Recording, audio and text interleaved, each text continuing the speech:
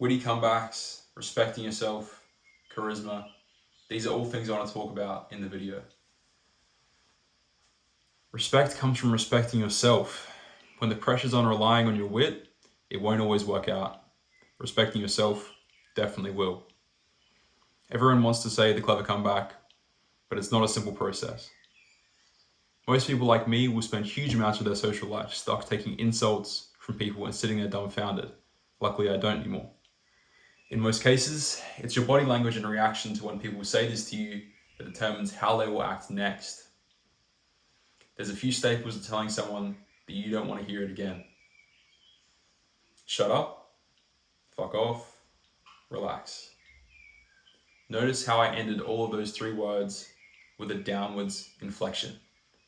The tonality is really important for this because you want to show that you're being serious, and that is a shown method of being serious in conversation and saying stuff that you mean.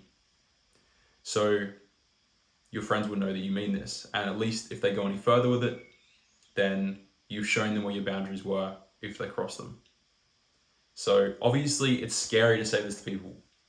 If you feel like these are your only friends in the past, I've actually never said anything, and I've stayed with the wrong people for a very long amount of time, or I've let people walk all over me and treat me like a punching bag for no reason. When they could have been my really close friends, I distanced them to be distant friends. Emotions like fear, anxiety, and ignorance will keep you with these friends, and you have to ask yourself if you really want to be friends with people, if that's how you're feeling with them. Anxious all the time that you're not good enough, or that they're going to say something that's going to hurt your feelings. It's just not a great feeling to feel. Small acts of courage, like speaking out against their behavior, can move mountains. Trust me. So boundaries and why you need them. To respect yourself and to gain respect from others, you should use one of these. Shut up, fuck you, or fuck off, and relax. Every mature friend needs boundaries, and respecting your own is the sign of a good friend.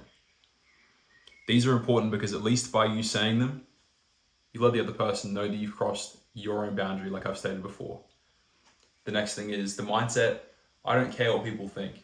This one's a really, really popular one, and I used to have it myself, although it's actually not right at all. It's not even close to being right. In fact, everyone cares about what everyone thinks. You care what everyone thinks. I care what everyone thinks. It just depends on what level you do. It's going to hold you back from having meaningful relationships in the future if you don't care what anyone thinks, because people are just going to keep walking all over you. And truth be told, everyone cares because 1,000 years ago, we were in villages and towns full of 100 people. And if you didn't care what anyone thought and you had that mindset, you would do stuff that was stupid and you would be ostracized from that village and you would be treated poorly, or you would be someone who wasn't very highly valued. Back in the day, that meant a lot, and social death is a big thing even today. That's the worst outcome from that mindset. So I got this next one from Charisma on Command, and all of their videos are really good. They have really good points. Some of them less effective than others, but nonetheless still more effective than 90% of the videos on YouTube. It comes from the video, if a rude person insults you, speak like this. And essentially it's to do with non-verbal cues. And what I mean by that is how you react to what the person that just said something that you don't like, how you react to that.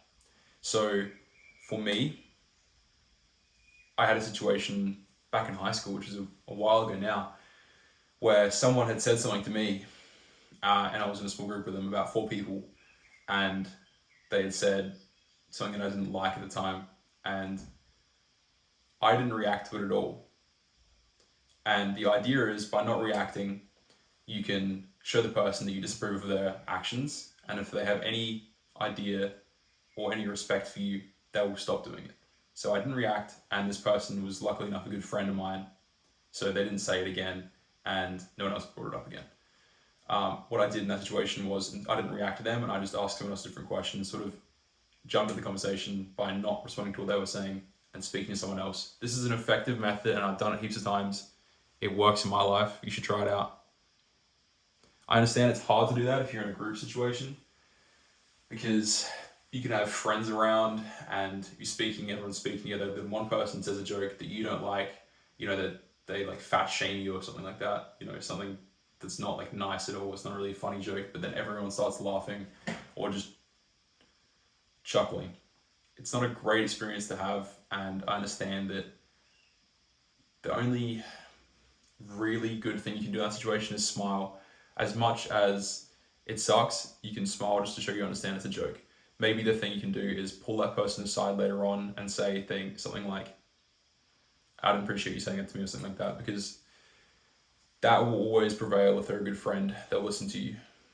Or if they don't listen to that, you can call them out for the next time. You can call them out for it the next time they do it. It's also an effective method. The next thing I want to talk about is preparation. So if you can prepare for a tough situation at hand, like you're going out to a place with lots of people, or you're going to see someone that you don't really enjoy spending time with, or you're going on a date, this is a effective method that I've used, where essentially you just go watch a video of someone who inspires you, or someone in your family like your dad or your big brother or your big sister that inspires you as a person and you want to be more like, and you spend time just talking to them. For me, I prefer watching a video of a celebrity that is just like really funny or really relaxed, and that'll put me in the right mood, and I'll use their mannerisms and some of their jokes sometimes in social situations, just because it is a really effective way of going about things. So I have an example here, which is Ryan Reynolds or Ryan Gosling. So if you watch some of their videos of their interviews, you'll find that they're really, really relaxed and playful and lighthearted. And these are all things that are really good for going out to a party and not taking someone as seriously. And if you want to be more relaxed and you're still going out to the same situation, or you're going on a date, you can watch someone that's more relaxed, like Jack Harlow. Jack Harlow has a really, really relaxed atmosphere about him. So he's an effective person to watch as well. You can get a lot just from watching his mannerisms and how he moves and his body language and how he speaks. So those are effective people to watch if you want to feel inspired and in a better mood for the situation. The next thing is think of things to say beforehand. So this kind of goes in the last point of things, and it kind of builds on it. The best thing you can feel before a tough interaction is to try and be prepared for it. If you know that you're going to see someone that openly makes fun of something that you don't like, try thinking of what they might say that could annoy you. This also goes for preparing for interview questions. If you're going to an interview, you're going to have people ask you questions that you might not expect if you aren't prepared. So they'll change every time. This is why I want you to think about it. Say, for example, let me ask you a question like, why did you choose us for this job? Or what are some of your weaknesses? That's a really common one. And if you can think of something that's going to go really well with that interview, then that's amazing, because you've just prepared for that interview. Or say, for example, you're seeing someone that you know you're not going to like being around, and they're going to say something to you that you already know you're not going to like. Think of a comeback to that thing, just to be prepared for it. So if they say it to you, you can say that to them. And then you're just more prepared, and it can change lots of outcomes. Courage can change any outcome.